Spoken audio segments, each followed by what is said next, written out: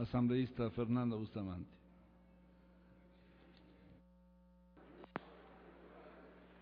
Al leer el texto de esta ley, la primera pregunta que me surge antes de entrar en la consideración particular de su articulado es ¿por qué un Estado laico moderno tiene que tener una ley de cultos? La gente tiene derecho a practicar el culto o la creencia religiosa o no religiosa que sea de su libre albedrío. Pero ¿qué es aquello que el Estado tiene que regular de ello? ¿Por qué tiene que haber, por ejemplo, una regulación particular para las organizaciones religiosas, diferente a otras entidades presuntamente sin fines de lucro que actúan en el ámbito nacional o local? La primera pregunta que tenemos que hacer en este seno de esta asamblea es si cabe que exista una ley de este tipo y si no es del caso que muchos de sus mandatos o de los aspectos cubiertos en esta ley deberían con más propiedad estar en otras leyes. Por ejemplo, las organizaciones religiosas como tales podrían estar incluidas dentro del sector de las organizaciones no gubernamentales, que con mérito, mucho o poco sin él, realizan actividades benéficas, filantrópicas, materialistas o no, en este país. ¿Por qué el ámbito de la religión tiene que ser para el Estado un ámbito particular? Para quienes creen en una religión y la practican, sin duda alguna, es un espacio aural, un espacio dotado de sublime valor, y bien que lo sea, pero para la república laica no tiene por qué tener ningún estatuto diferente y superior a cualquier otro mundo en el cual los seres humanos ejercen sus legítimos derechos. Quiero empezar por preguntarme si lo que tenemos que hacer en el seno de esta asamblea es primero partir preguntándonos si es que tenemos que tener una ley de cultos o terminar de abolir de ese rezago de la época en que existía identidad entre lo eclesiástico y lo estatal, la idea de un espacio particular privilegiado que requiere de una regulación diferente, radical y cualitativamente distinta a la que cabe a otras actividades legítimas del ser humano. No entiendo, por ejemplo, por qué es del interés público que las entidades religiosas estén exentas de impuestos y de otras gabelas. ¿Por qué tienen que tener esa exención? ¿Para qué hay exenciones en el mundo del interés público? Para aquello que es de interés público. Y la pregunta que tenemos que hacernos es ¿por qué y cómo así es del interés público que existan las religiones y las organizaciones religiosas? Insisto, para quienes creen en ellas, por cierto que es de extremo interés que subsistan y proliferen y progresen y florezcan, pero para quienes son parte de ese mundo privado de la religión, para la república, ¿por qué tendría que, como dice el articulado en alguna parte, considerar que es un objetivo del Estado el desarrollo de la religión o el desarrollo incluso de la espiritualidad? Yo no creo que sea función del Estado promover el desarrollo de la espiritualidad, ni inhibirlo tampoco. Eso es un asunto que debe quedar en manos de quienes son titulares de la espiritualidad, que son los sujetos. Me parece, por otro lado, que esta ley, tal como está concebida, sigue siendo discriminatoria en contra de las manifestaciones religiosas que no pertenecen al mundo judeocristiano. El artículo 4 del ámbito, por ejemplo, descalifica ya de entrada como ajena a la religión una serie de prácticas que se llaman fenómenos psíquicos y parapsicológicos. Pero eso está echando por la borda pues buena parte de la religión ancestral, buena parte del chamanismo. Pónganle el nombre que le ponían los antiguos, brujería, que estaba en el Código Penal. La gente se iba a la presa por practicar la brujería. Y aquí todavía seguimos pensando que existen manifestaciones que merecen ser.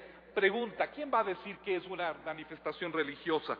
¿Quién va a decir que es ajeno a la religión y que no es ajeno a la religión?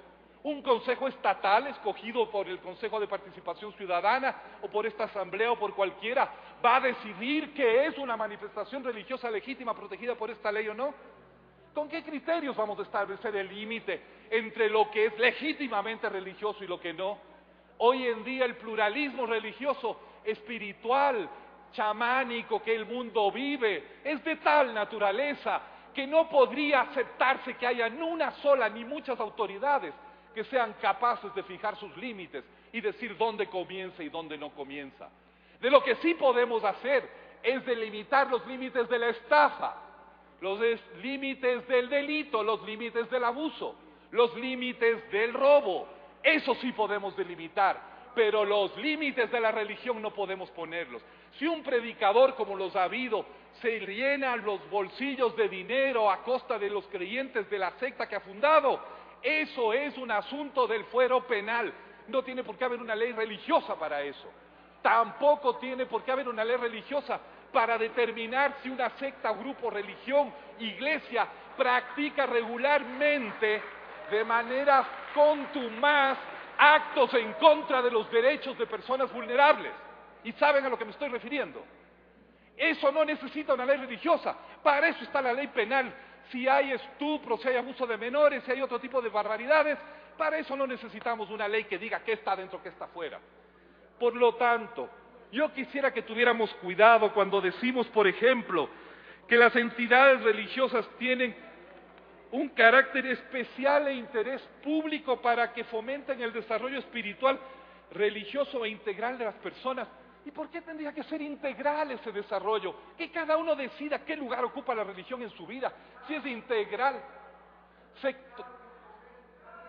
Bueno, gracias, pero eso me parece fundamental que lo tengamos presente. El Estado y la ley y nosotros, yo no voy a hacer eso. Yo no le voy a decir a la gente que tiene que tener desarrollo integral o espiritual o decir a la gente que es la religión. A mí me parece que el ejercicio que debemos hacer en homenaje al Faro, en homenaje a la laicidad y en homenaje a quienes sincera y puramente profesan una religión, es terminar de separar radicalmente el judeo-cristianocentrismo y el estatismo en materias religiosas. Y eso es algo que yo quisiera que se revise. Insisto, ¿por qué tienen que estar exentas de impuestos las religiones? Lo cual crea otra corrupción. Para ser exento de impuestos, a mí me conviene fundar una iglesia, pues, y conseguir que me la acrediten. Linda manera de evadir impuestos. Y que no se hace. Claro que se hace. Y yo no creo que los grandes fundadores, ni el profeta del Islam, ni el del cristianismo, crearon lo que crearon para ganar ventajas frente a los estados que albergaron su nación evangélica o proselitista. Los legítimos representantes de la religión, señoras, señores, no vinieron a este mundo para ser institucionalizados por los estados. Vinieron a este mundo para llenarnos con las bondades de aquello que tenían que decir de verdadero profundo valor espiritual interior y en la manifestación en un mundo mejor, que era lo que estaban buscando.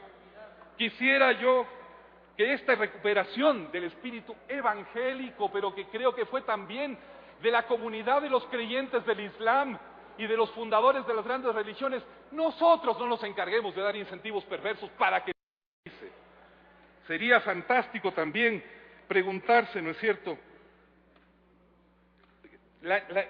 Por ejemplo, una cosa que sí tendríamos que hacer y que de alguna manera hace falta en esta ley es erradicar radicalmente, perdón la duplicidad de lo que estoy diciendo, el hecho de que, por ejemplo, entre los derechos respecto a la religión que no se respetan en este país en el ámbito laboral, es que a veces se pregunta a la religión, ¿para qué? ¿Para darle ventajas o desventajas a la persona en el proceso de contratación? ¿O no? Eso, por ejemplo, podríamos poner en las leyes laborales, no aquí. Que las personas, por ejemplo, pueden reclamar justificadamente que se está violando sus derechos si le preguntan, usted es musulmán, por lo tanto tiene más puntos o tiene más capacidad de entrar. Eso se hace en el sector privado, ¿no es cierto? Quiero terminar porque ya me he alargado mucho.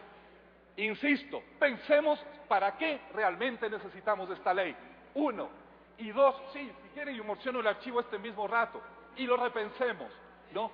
Y lo que sí quiero decirles es que terminemos definitivamente con esa ecuación falaz y perversa de lo estatal y lo religioso, y también de pasadita, echemos por la borda seguimos pensando que las manifestaciones religiosas que no caen dentro de la institucionalidad judeocristiana, ¿no es cierto?, tienen algo de inferior, de sospechoso, de preocupante, bajo ese estigma de la brujería u otros nombres vergonzosos con los cuales se llevó muchas veces a caer bajo la ley penal a personas que practicaban espiritualidades alternativas y que cuentan con todo mi apoyo y solidaridad. Muchas gracias, señor presidente.